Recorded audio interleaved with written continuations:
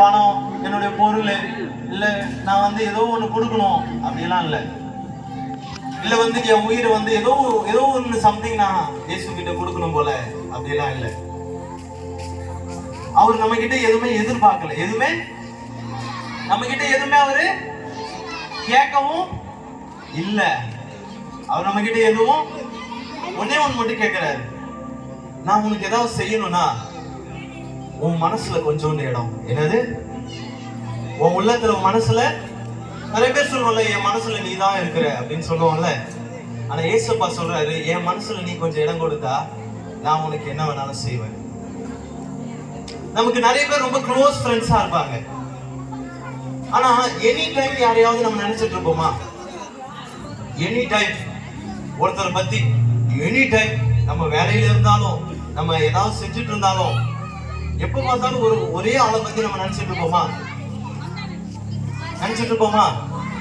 நினைப்பீங்களா? இல்ல, நம்மளால நினைக்க முடியாது.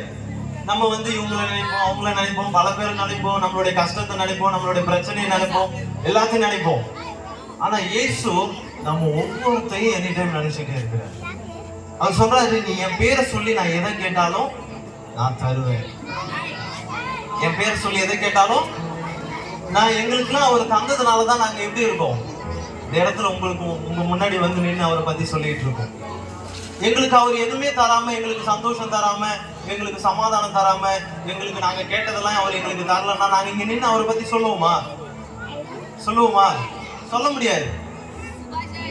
அப்ப அவர் எங்களுக்கு எல்லாத்தையும் என்ன பண்ணியிருக்காரு? கொடுத்திருக்கிறாரு. அப்ப நீங்க கேட்டா உங்களுக்கும் கொடுப்பாரு. நம்ம குடும்பத்துல நிறைய பிரச்சனை இருக்கும், நிறைய சூழ்நிலை இருக்கும். கடன் பிரச்சனை இருக்கும், சில பேர் வீட்டுக்காரால பிரச்சனை இருக்கும், சில பேர் மனைவியால பிரச்சனை இருக்கும், சில பேர் குடும்பமே பிரிஞ்சு இருக்கும். இப்படி பல சுச்சுவேஷன்